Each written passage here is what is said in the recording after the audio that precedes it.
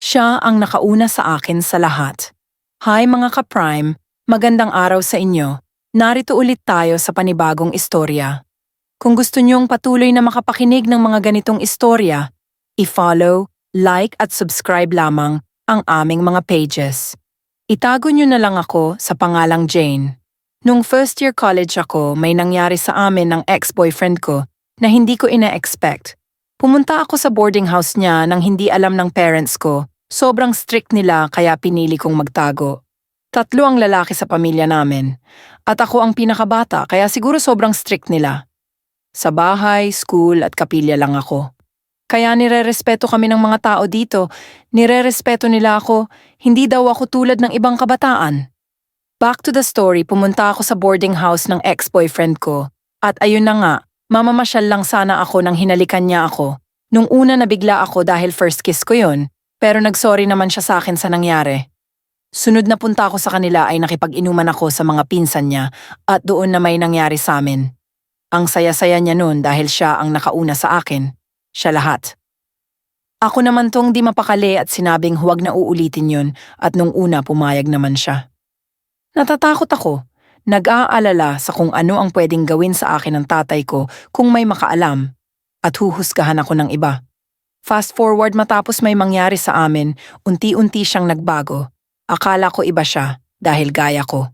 Pareho kami ng religion at napaka-aktibo niya sa simbahan.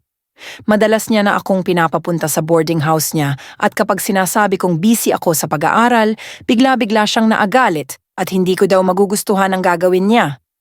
Lagi ako pinagbibintangan na may ibang lalaki na daw ako sa school kaya hindi na ako makapunta sa kanya. Mahal ko siya nung una, pero nang dahil sa pagtrato niya sa akin, ay nagbago ang lahat. Iba na siya. Mas lamang na ang takot sa akin. Maging ang mga kaibigan kong lalaki na nakasama ko, na simula elementary, ay pinagseselosan niya at ang paniniwala niya na kapag college na, ay nagpapatira ang iba sa mga professor para makakuha ng scholar.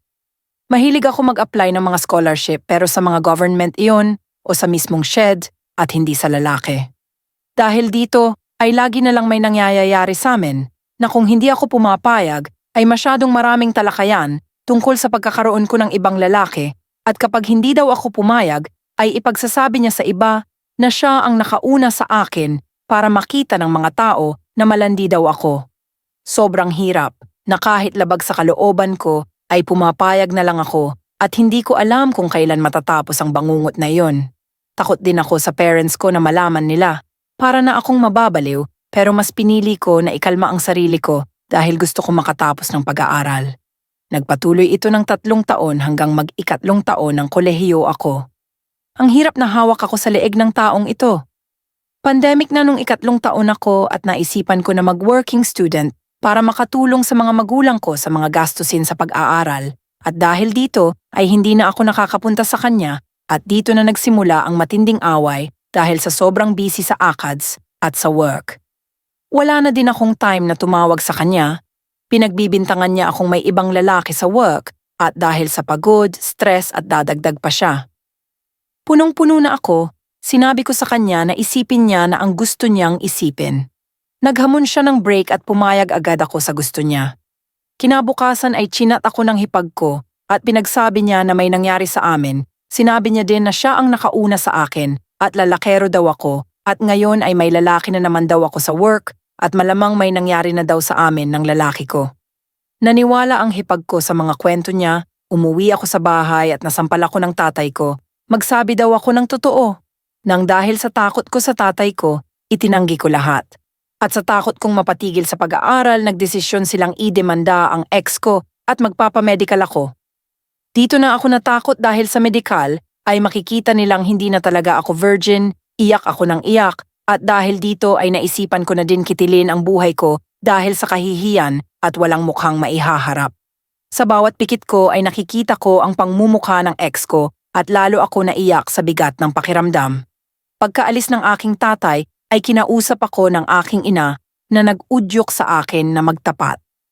Ikinuwento ko ang buong pagkakasunod-sunod ng mga pangyayari mula sa simula at bilang tugon, niyakap niya ako at nagsimulang umiyak na din.